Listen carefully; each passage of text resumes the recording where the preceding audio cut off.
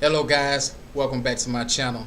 Today I want to talk about something that's very important, something that keeps us away from the goodness, the love, the success, the joy, the happiness, the peace that pulls us away from God on a daily basis. And it is the temptation and the giving into what the Bible describes as idols. In modern day time, we don't look at it as idling. We just look at it as idolizing. We just look at it as just having a good time. This is just something I like to do. We have dumbed it down so much and it has become so natural. We don't recognize or even think for a second that this could possibly be a reason why at times we are discouraged or things don't go our way. Why people end up in jail or people getting shot and killed.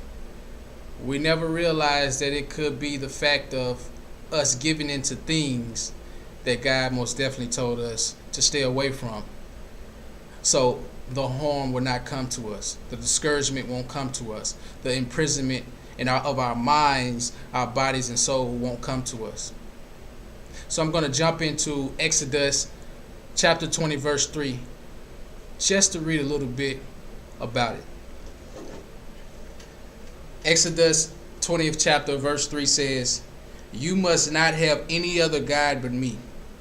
You must not make for yourself an idol of any kind or an image of anything in the heavens or on the earth or in the sea. You must not bow down to them or worship them, for I, the Lord your God, am a jealous God who will not tolerate your affection for any other gods. I lay the sins of the parents upon their children.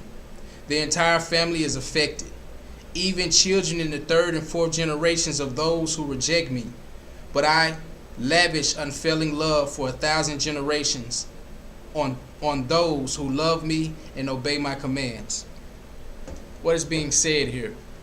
First and foremost, starting from the end, going back up, God's commandments is only here to keep us from harm's way. Only keep us from receiving what is not meant for us. God also spoke about how the sins of the parents will be handed down to the children and so forth and so on. That's what we call generational curses. That's where we see what your mother did, now you're doing, and now your kids doing, and the chain is not broken. Because we're learning that behavior with the idolatry, the picking up things that God told us not to, and we're all being harmed from it. People are being killed from it because no one is truly walking in God's way. And those that are, some are jumping in and out. Yes, it's a struggle. Yes, it's a battle. But what makes it that is we are choosing the wrong things. What makes it that is because we aren't truly embracing God's way. It can be simple, but we must embrace God's way. What else did God say here? God said, "You must not make for yourself an idol of any kind or an image of anything in the heavens or the earth or in the sea." We do that naturally.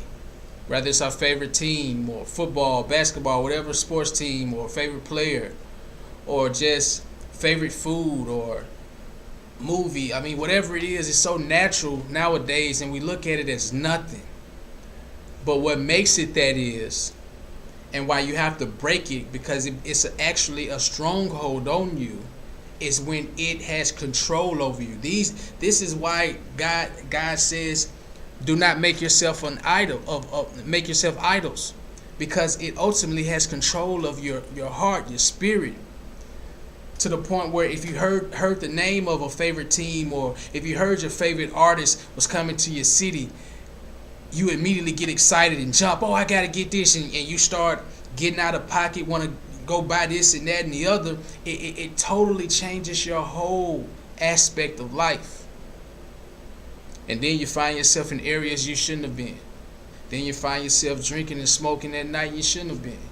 Then you find yourself meeting someone that was never meant for you. See, that creates the spiral. And God is trying to protect us because he knows what's out here. And he's saying, follow my ways. Do not put no one else before me, because I am the creator of you and I know exactly what I created you to do and the life I created you to have. And it's to be great. It's to be made in God's image. It's to be the best you can be. But when we go and indulge in other things, what we're actually doing is we're putting ourselves under the authority of an idol or something that God never designed for us to do. God also said in this scripture here, this is coming from verse 4, he said, you must not bow down to them or worship them. That's what the idols have you doing. Even holidays, man, all of it. It's stuff goes so deep sometimes the mind can't even fathom, because we've been built up on a lot of these things since we were toddlers, since we were kids, and it was handed down by parents, just as scripture says. And it's tough to shake our mind frame from it, but guys, it's true. I've been a victim of it, and I had to come into that truth. I had to start cutting strings off of me that pulled and tugged at me. Rather it was music, or rather it was that football team or that baseball team, or wanting to get this materialistic thing. I had to cut those strongholds. I chose to go without.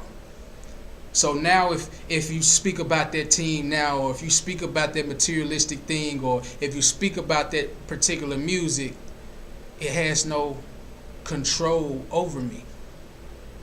It doesn't tickle my ear or make my spirit jump for joy, to make me be urgent, to make me have urgency to go do something. And as I say, guys, ultimately this is what God is trying to protect us from making unnecessary moves, from making detrimental moves that will hinder us and harm our lives, and more importantly, our children and the generations after. That's all I got for you guys. Remember, keep God first. He's only trying to keep us from harm's way. He only designed this life so we can be made in his image and rule it, control it, but not to be controlled. I love you. And don't forget to embrace the struggle. That's where the growth is. Later on.